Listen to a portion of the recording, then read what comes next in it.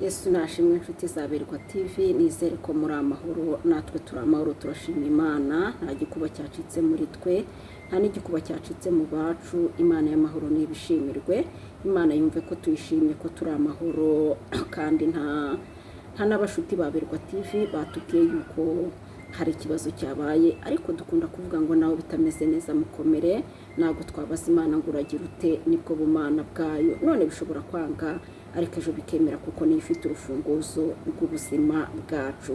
Rero turabashuje mwese, ni ukuri mugubwe neza, kandi ni ukuri Imana ikomeze kubarinda. Reka dusuze inshuti zacu ziri mu Rwanda, inshuti zacu ziri Burundi, inshuti zacu ziri Uganda, Kenya, Tanzania, Malawi, Zanzibar, inshuti zacu ziri muri Congo, inshuti zacu ziri Amerika, Canada, inshuti zacu ziri Dubai, inshuti zacu ziri China, inshuti zacu ziri Qatar, inshuti zacu ziri Oman, inshuti zacu ziri muri Arabie Saoudite. Mwese turabashuhuje, kandi nukuri mukomeze kugubwa neza.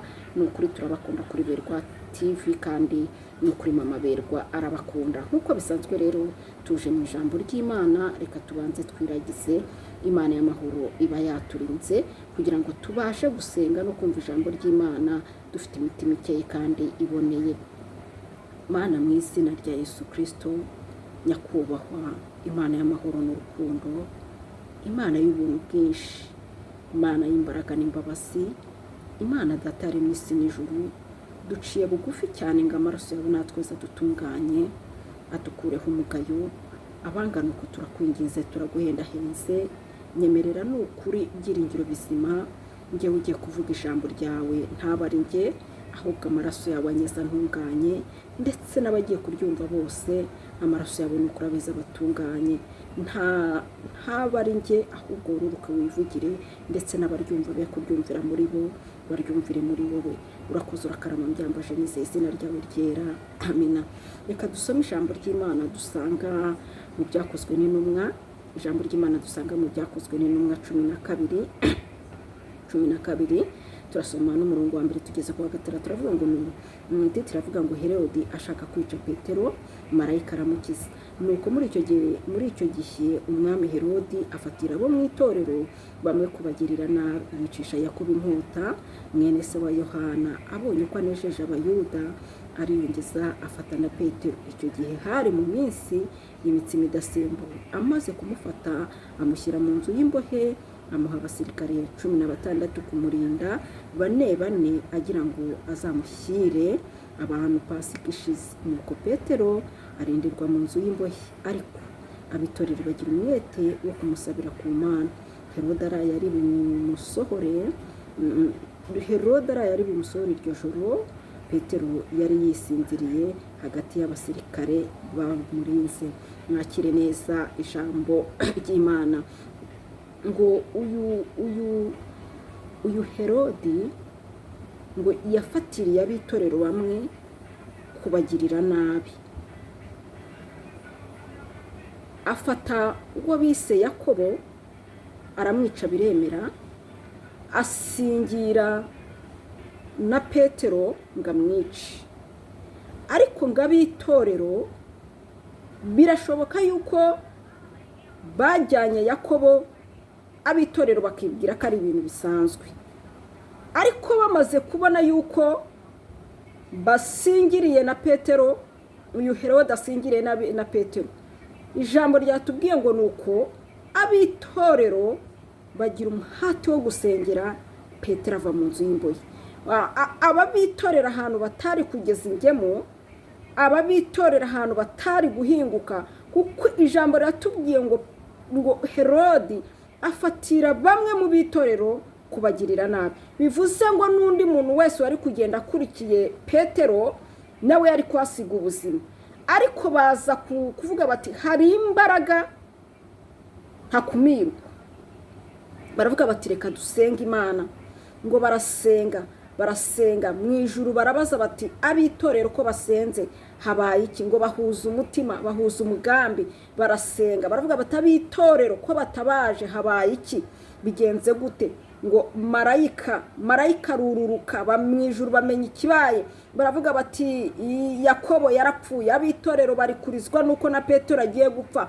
Marayika mu ijuru baraterana, bohereza marayika wo gukiza Petero. Aribwo muzi ko Petero marayika yaje akamusohora mu nzu y'imbohe, inzugi z'ibyuma zikikingura, iminyururu ikikingura, Petero agakenyera agasohokana na marayika. Ngo Petero we yari ataranemera yuko ibiri kumubaho ari ukuri, ngo we yabibonaga nk'inzozi. Ariko n'ahandi byaturutse ni ku mbaraga z'amasengesho y'abitorero.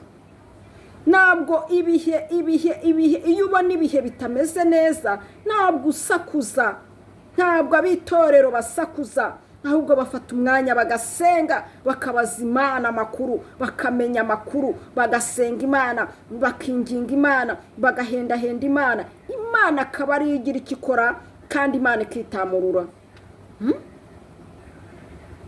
Nahoze ndeba ku ma YouTube bantu bavuga ngo mu Rwanda insengero zafunzwe. Reka mbabwire, murabizi ko abantu bari gusiga ubuzima mu butayu.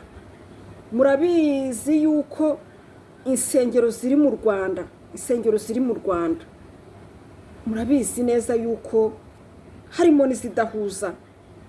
Niba abitorero barafashe umugambi wo gusenga, ntabwo batubwira ngo ni itorero runaka. Niba amatorero ubwayo ashobora kuregana, ubwayo amatorero akaregana, bafite boss umwe, dukorera boss umwe. Ibaze kuba abantu bakorera boss umwe bakaregana, ni ibintu bibabaje cyane. Rero Imana izi ubwenge, Imana ifite inzira nyinshi ishobora gucika dukosora, Imana ifite inzira nyinshi ishobora gucyaha abantu. Ariko umuntu wamenye Imana, umuntu wonse amashereka y'Imana, umuntu wonse amashereka y'Imana, ni ukuri ararinzwe. Umuntu wonse amashereka y'Imana.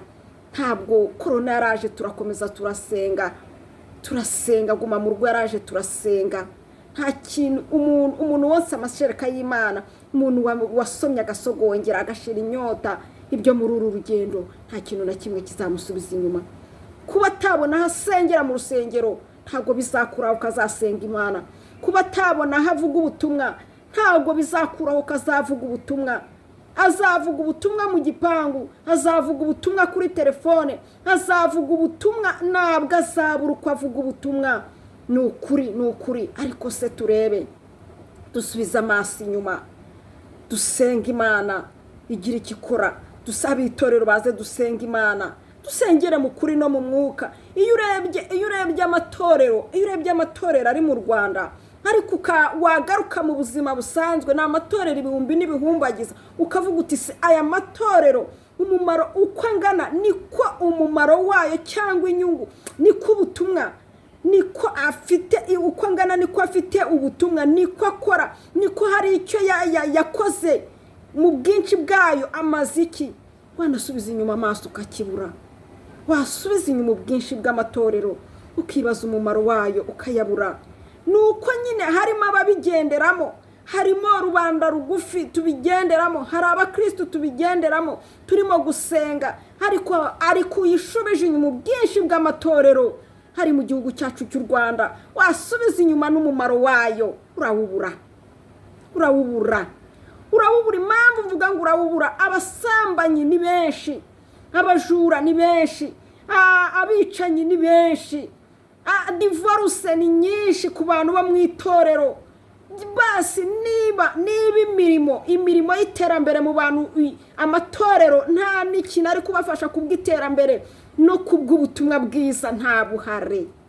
Ubwinshi bw'aya matorero niyo urebye umusaruro wayo urabubura, nanone urabubura. Ukibazo se ibihumbi n'ibihumbagiza by'amatorero, abantu bakaba bakiryana, abantu ibyaha akaba aribwo byagwiriye bifite imbaraga. Ubwinshi bw'aya matorero bumaze iki?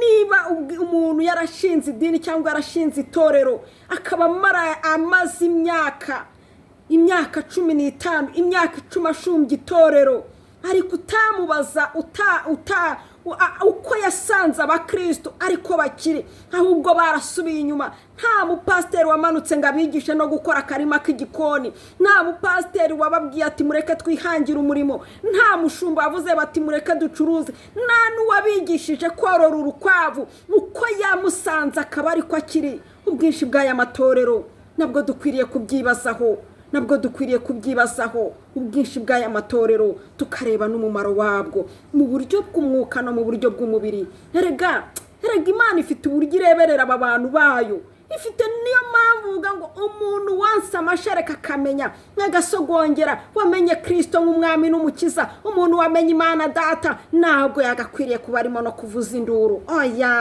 Oya tabizi ko hano mutari bunkunde, ariko ntabwo yagakwiriye kubavuza induru. Guma mu rugo twarasenze, n'ubundi abaguye ntabwo bari bahagaze. Niba ikintu runaka cyaba ukabivamo, ntabwo subira ku gicaniro wonke amashereka, wonke amashereka y'Imana Data atavangiye, wonke amashereka atari uko ubanza utaronse, kuko ubaye waronse aya mashereka ntabwo ibihe byagutwaza igitugu ngo wagumye mu rugo ngo wanyweye inzoga, ngo wagumye mu rugo wasutse, ngo wagumye mu rugo wabaye mara. Oya none se dusubire inyuma turebe ubwinshi bw'aya matorero, umumaro wayo n'ubuhe. Umuntu nyiri kuyashumba ashobora kuba hari umumara mumariye, ariko se abashumbye yabakuye he, yabashyikije he? Hari igihe njya mu rusengero nkibaza, erega leta ni umubyeyi, hari uburyo ireberera abantu. Ukajya kubona ukumva pasiteri arapanze ngo kuwa mbere hazakorwa iki gikorwa n'iki, kuwa kabiri hakorwa igikorwa iki n'iki, kuwa gatatu hakorwa igikorwa iki n'iki, kuwa kane hakorwa igikorwa iki n'iki, kuwa gatanu hakorwa igikorwa iki n'iki, kuwa gatandatu hakorwa igikorwa iki n'iki, ku cyumweru biba amateraniro. Ukibaza udafite, hari abantu ntabwo twese dufite kapasite yo gutekereza kimwe, ntabwo dutekereza kimwe. Ukibaza uyu muntu uturutse kuwa mbere asenga akageza ku cyumweru mu buzima busanzwe azatungwa n'iki? Yakabaye ababwira ati musenge kuwa mbere, yakabaye amanuka akagenda akavuga ati muhinge n'urudodo rumwe, yakabaye amanuka akavuga ati twitange tugurire abakene ihene, yakabaye amanuka akavuga ati muri Kigali reka tugurire umuntu n'umufuka umwe w'amakara acuruze yeseye, yakabaye hari ikintu runaka babwira. Turebye aya matorero ubwinshi bwayo, mu buryo bw'umwuka nta buhari, mu buryo bw'umubiri nta buhari, ahubwo hari naho yadehesheje abantu. Ahubwo ikigoranye ni ugusobanura aya matorero, ni ukumenya amatorero ari gudehesha abantu, ni ukubasha kuyasobanura nakora. Hari amatorero abana bicara bakananirwa kwiga, amatorero udashobora gusangamo kompasiyo, amatorero udashobora kubona bambitse abakene, amatorero udashobora kubona bagaburiye imfubyi n'abapfakazi, amatorero udashobora kubona. Amatorero buriya peri igerageza, peri yajyaga igira kompasiyo, ariko wareba ukibaza se matorero ubwinshi bwayo nibatwereka umumaro, nibatwereka umusaruro. Basi niba mu buryo bw'umubiri byanze, ariko se mu buryo bw'umwuka bwo aya matorero ari kwigisha iki? Tubigarukeho.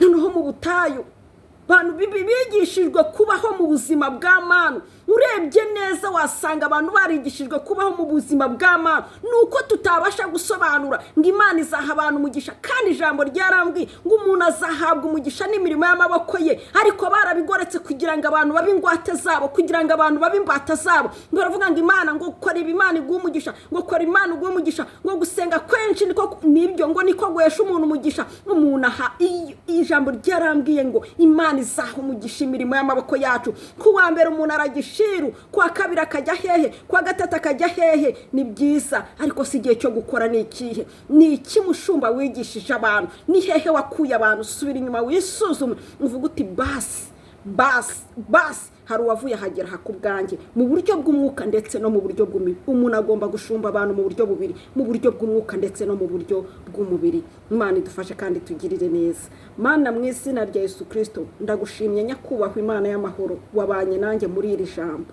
uriherekesha ineza yawe, ni ukuri rigiraho rikura abantu naho ribashyitsa. Mu izina ryawe ryera mbyambaje nizeye, amen. Shalom, ndabakunda.